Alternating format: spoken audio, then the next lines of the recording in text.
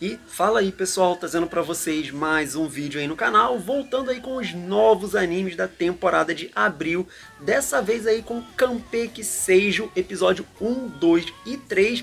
E esse anime aqui, ele teve uma estreia onde tudo indicava que ele seguiria um rumo clichê, né? Que é o padrão para esse tipo de obra, né? De mundo de fantasia, com um pouquinho de conto de fadas, né? Onde a gente acompanha uma santa que vai enfrentar ali as forças do mal, vamos dizer assim, né?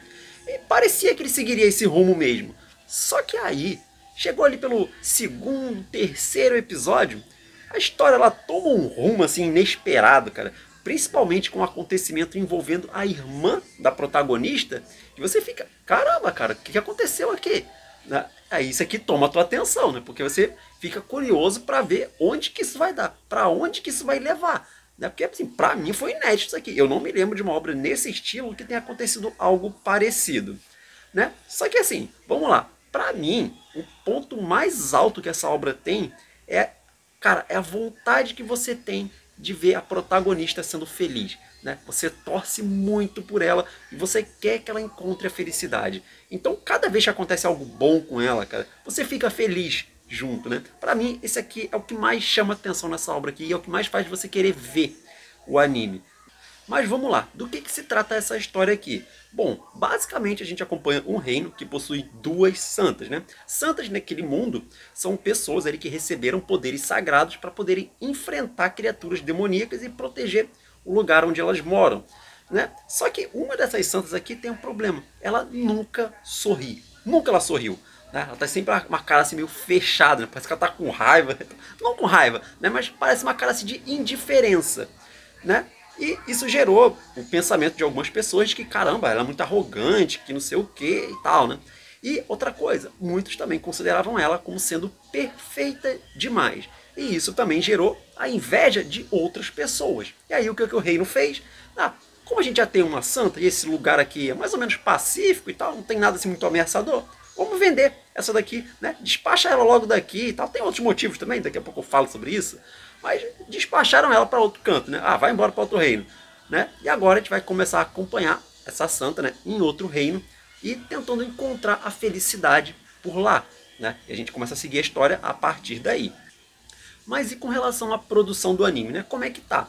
Bom, para mim essa obra aqui ela segue aquele padrão básico, né, de obras desse mesmo estilo, né? Então é aquele lance, né? Você não vai ver nada muito fantástico, mas também não vai ver nada feio, né? Como por exemplo, cara, o design eu acho ele bem bonitinho, é bem caprichado, né? Tá assim bem feitinho, né? É bem consistente aqui o padrão de qualidade que a gente vê, né? A questão de animação assim, não tem muito, né? É bem estático assim quando tem alguma ceninha de luta que é raríssima, acho que teve uma ou duas só, né, em todo o anime, né, nesses 3 episódios, mas assim, não é o foco, então não é uma preocupação isso daqui. É aquilo que eu falei, tá ali na média, né? Uma coisa que me incomodou de início é o fato de que esse anime aqui ele tem meio que nas bordas, assim, elas são meio que esbranquiçadas. É quase como se tivesse uma fumaça branca ali, é meio que para sinalizar como se fosse um conto de fadas mesmo que a gente tá vendo, né? É um estilo que eles usam, né? Uma questão de gosto mesmo isso aqui. Mas assim, só me incomodou no início mesmo, depois eu acostumei já, no segundo episódio já tava de boa, já nem prestava mais atenção nisso, né? Então, como eu falei, pra mim tá bem competente, assim como a direção também, ela tá se virando muito bem, assim, não tem nada a reclamar com relação à qualidade do anime.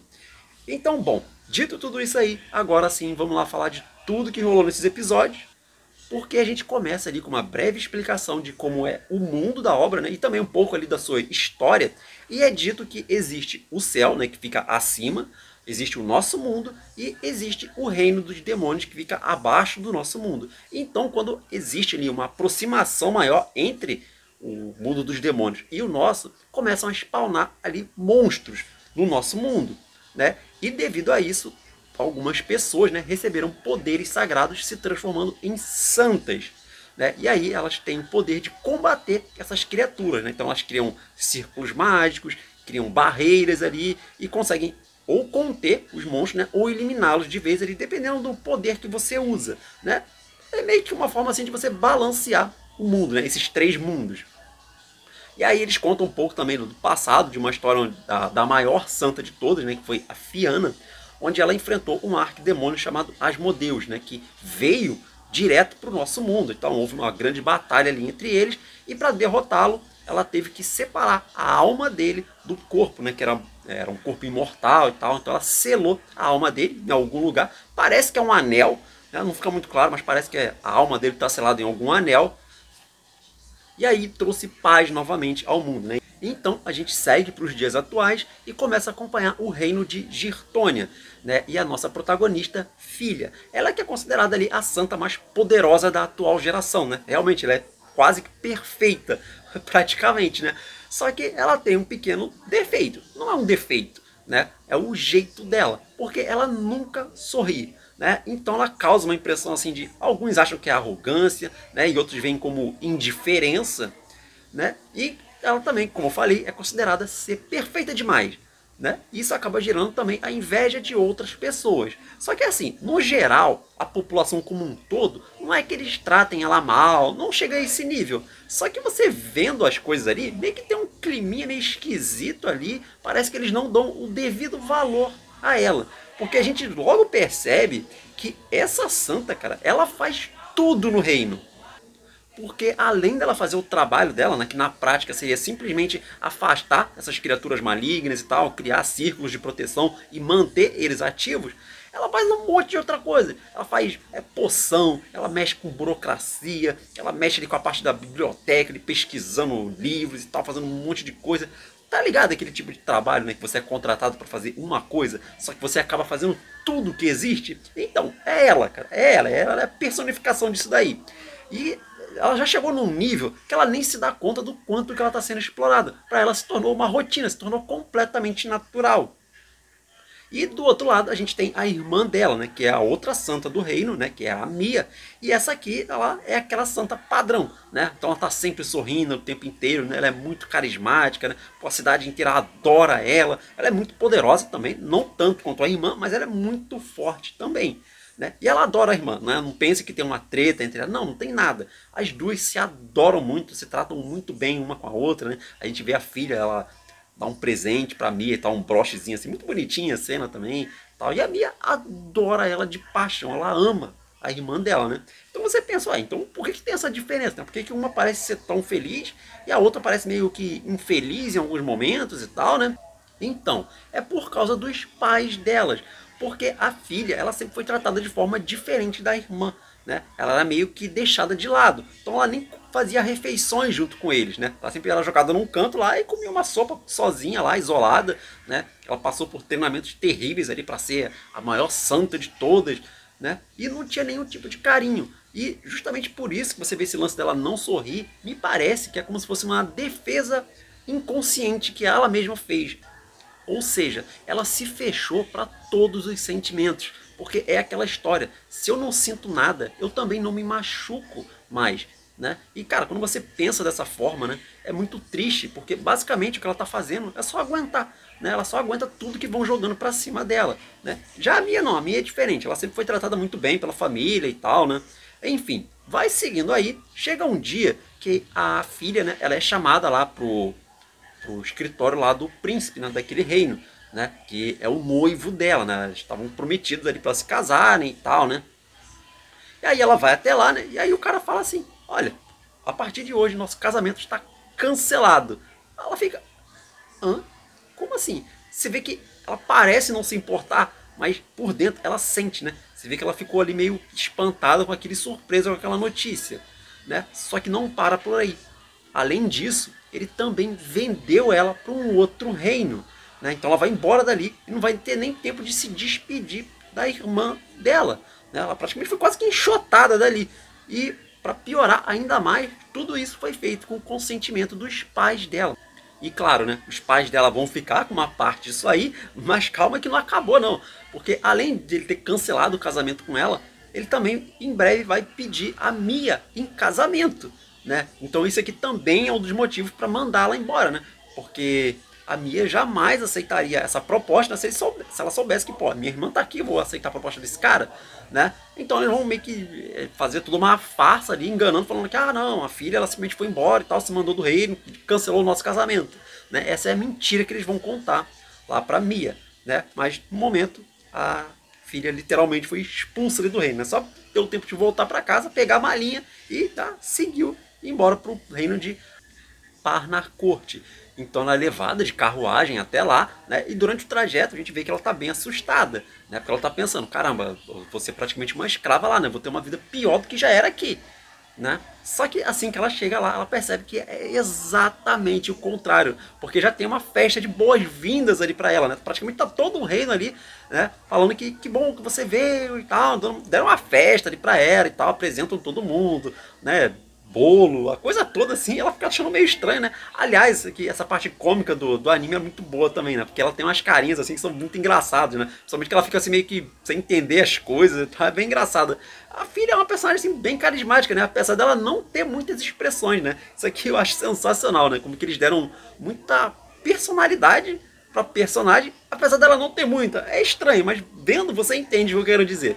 Mas enfim, vai seguindo aí. Ela é apresentada ali pro príncipe, né? Que é o Oswald, né? E assim que ele encontra ela, né? Ela já pensa assim, caramba, ele vai pedir um monte de coisas pra me fazer, um monte de tarefas, que não sei o que e tal. Ela só pensa em trabalho o tempo inteiro, cara, impressionante, né? Só que, de novo, ela é surpreendida, porque a primeira coisa que o Oswald faz é pedir desculpas pra ela, né? Falando que eu sei que é errado da minha parte ter comprado você e tal, mas o meu reino, né, chegou num ponto muito terrível, muito complicado. Eu não tinha mais saída, porque a santa deles, ela morreu há um tempo, né, e eles não tinham nenhuma. E o local ali onde eles moram, né, é meio que cercado ali por montanhas e tal, e florestas, que é o local propício para você ter diversos monstros, né? Então o país está ficando mais pobre ali e tal, né? Porque não tem mercadores para ir para lá, né? Então eles estão com dificuldade assim de trazer alimentos, tal, de vender, né? De fazer o comércio fluir naquele lugar, né? Então estava uma situação crítica, né? Chegaram ao fundo do poço, basicamente, né? E um detalhe que eu já ia até me esquecendo. Quando a filha ela saiu lá do reino dela, né? A gente vê uma pessoa ali observando a situação toda, né? Alguém misterioso, né? Não deu para ver quem é ali, né? Mas enfim, seguindo aí com a história, né? No dia seguinte, a filha ela já acorda, né, na nova casa dela, tal, né, uma mansão, e ela foi designada ali para ter dois assistentes, né, que são os dois mordomos ali da casa, né, que é a Lena e o Leonardo. E aqui de novo, cara, já tem a filha com essa imaginação dela, né? Porque ela fica pensando, nossa, trouxeram até duas pessoas para ficar vigiando se eu vou fazer o meu trabalho corretamente, né? Ela não tô falando que ela só pensa nisso, ela só pensa nessas coisas. Mas conforme foi passando ali o tempo, ela foi entendendo que não é bem assim. Enfim, e aí eles vão para a primeira missão, né? Ela já quer trabalhar no primeiro dia, né? Não quer perder tempo. Então ela vai junto com esses dois, né, até os arredores ali do reino para começar a fazer esses pilares de luz, né? Meio que você tem que cercar ali todo o reino com isso, né, e vai criar um local sagrado que vai afastar os monstros, né, e também vai meio que despoluir o local, né? Porque se você vê ali as florestas meio que são meio sombrias e tal, né? O próprio clima ali do local não é muito bom também, parece que o céu tá sempre nublado. E aí eles pensam, pô, a gente vai estar aqui para proteger a santa, né, enquanto ela faz o pilar. Porque em média ele demoraria um dia para você fazer um pilar, né? Aí eles estão conversando ali e de repente a filha aparece, ó, terminei. Aí o Leonardo olha assim, ué, como assim? Só passou meia hora? Ela, acabei já, vamos pro próximo. Ele fica, caramba, como assim, cara? Meia hora para fazer um negócio? E aí eles já vão fazendo vários ali no primeiro dia dela, cara.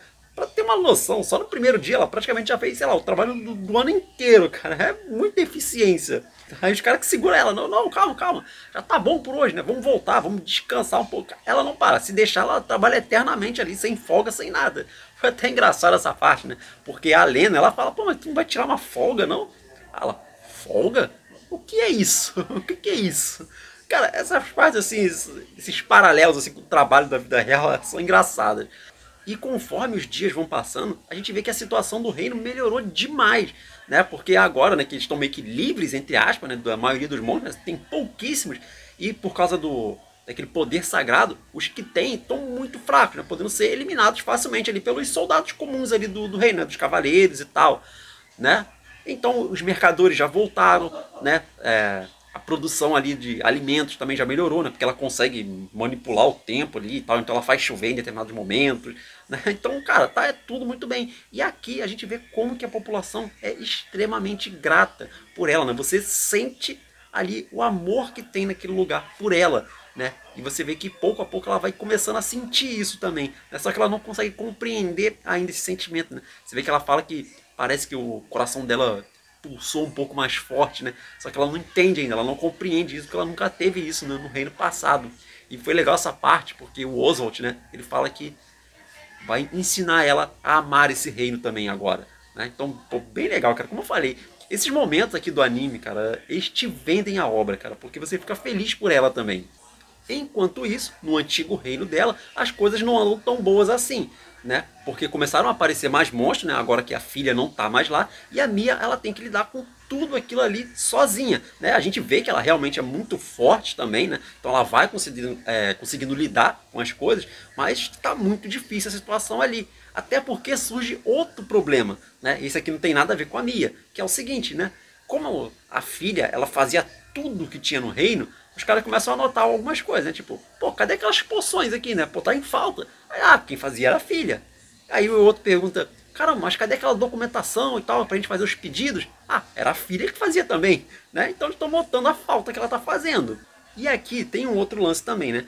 Porque a Mia, ela começa a ficar desconfiada dessa história, né? Poxa, por que a filha iria embora, né? Sem falar comigo antes, né? De repente, do nada, eu cheguei aqui um dia e tal, e ela já tinha ido embora e tal, não falou com ninguém, simplesmente cancelou o casamento, sem mais nem menos, né? E ela decide começar a investigar o que está acontecendo, né? Enfim. Bom, com isso a gente volta lá pro reino da filha, né? E ela vai ter o primeiro encontro dela com o príncipe Oswald. Quer dizer, não é um encontro, né? Ele simplesmente convidou ela para mostrar a cidade, né? Para ela conversar mais com as pessoas, né? Mostrar a gratidão que todo mundo tá tendo com relação a ela, né? A Lena que ficava fanficando as coisas ali e tal, né? Chipando esses dois. Quer dizer, não só ela, né? A gente também fica. Só que, para variar, né, a filha acaba puxando tudo para trabalho de novo, né? Então ela decide ir junto com o Oswald, né, na biblioteca para pesquisar sobre a história da cidade, né? Porque ela desconfia que tem monstro demais lá, né? Então pode ser que o reino dos demônios esteja muito próximo com aquela cidade. Então ela decide, por precaução, fazer um grande círculo de proteção muito poderoso, né? Mais forte do que o tradicional, que não só vai afastar os monstros, como vai eliminar a maioria deles, né? E aí faz todo um suspense, assim, né? E você pensa, caramba, será que isso vai ser arriscado, né? Será que a filha ela vai ter que se sacrificar para fazer isso? Ou ela vai perder parte dos poderes? Sei lá, né? Parece que vai ser um grande fardo, né? Só que ela fala que, não, eu consigo fazer de boa. Só talvez eu não consiga fazer tantas horas extras assim. O pessoal fica, hã? Aí o Oswald fala, não, pode fazer, de boa, você não precisa se esforçar tanto, né? Volta e meia, tem que ficar falando, não, cara, descansa um pouco, né? Vai tirar umas folgas. Enfim, ela trabalha muito, não tem como, não tem como desfazer isso dela, né? Uma coisa interessante que teve é que ela começa a se preocupar com a irmã dela, né? Porque ela fala, pô, se tem muito monstro aparecendo por aqui, também tá aparecendo lá, né? E a Mia, eu acho que ela ainda não tem poder suficiente para fazer um grande círculo desses, né? Então ela quer ajudar a irmã de qualquer jeito, né? E o Oswald fala, não, tudo bem, não tem problema, você pode ajudar a sua irmã. Eu admiro você por ter esse tipo de pensamento, né? Por se preocupar com a sua família, né? Então ela começa a mandar cartas para Mia, né? Só que não adiantou muito, né? Porque os pais dela jogaram as cartas todas fora.